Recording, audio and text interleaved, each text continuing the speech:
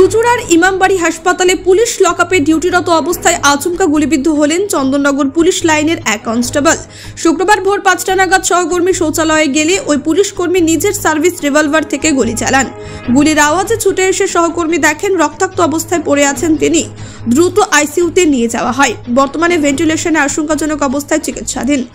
ঘটনার খবর পেয়ে হাসপাতালে হাজির হন Chandannagar police commissioner Amit P জাগালভি, ডিসিপি ঈশানী পাল সহ অন্যান্য আধিকারিকরা।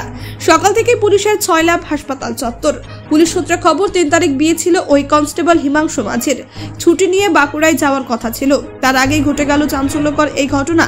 পুলিশ কমিশনার বলেন, প্রাথমিকভাবে আত্মহত্যার চেষ্টা মনে হচ্ছে, তদন্ত চলছে, তবে কি কারণে এমন সিদ্ধান্ত তা ঘিরে ধোঁয়াশা। Bureau report, Bangla digital TV. আমরা ঘুমাচ্ছিলাম, হঠাৎ একটা শব্দ পেয়ে আমরা ঘুম ভেঙে দেখি এরকম ঘটনা। যার জন্য এরকম কাস্টডিতে ডিউটি করছিল, তাদের মধ্যে একজন গুলি খাওয়া মতো অবস্থা। এটা ওই 4:30। তখন কি সব পেশেন্ট পার্টি যারা সব ঘুমাচ্ছিল? আর সবাই তো ঘুমাচ্ছিল, আমরা শব্দ পেয়ে উঠে গেল।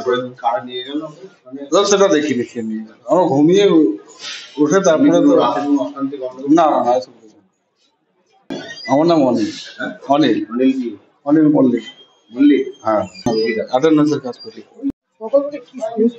ওই 2:30টার সময় একটা আওয়াজ শুনেছিলাম গুলি চালানো, ওটাই শুনলাম, আর কিছু না। ঘুমিয়েছিলাম না, মাথা ব্যথা করছিল, ওই জন্য কিছু বোঝাচ্ছিল না।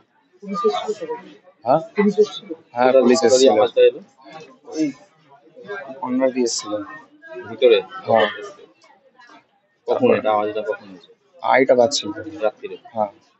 তারপরে নার্সটা আসলো, দেখলো, আবার দেখলাম যে পুলিশ বেডে ঘুমিয়ে আছে। কি জানতে পারলে সকালবেলা? তারপর এমন কিছু বোঝা গেল না, মানে কি সব আসলা, মানে ভোর করে পুলিশরাও ঢোকা শুরু করলো। তারপরে এদিকে আমাদের কাউকে এদিকে যেতে দিচ্ছিল না, বলে এদিকে থাকার জন্য। আওয়াজটা পেয়ে কি তুমি ঘুম ভেঙে গেছিল? হ্যাঁ, তখন ধরে তো ঘুমাইনি। তখন থেকে কি পুলিশ যাওয়া আসা করছে? হ্যাঁ, যাওয়া আসা করছে। হ্যাঁ, তোমার নাম? ব্রহ্মানন্দ রাজভর। ব্রহ্মানন্দ রাজভর।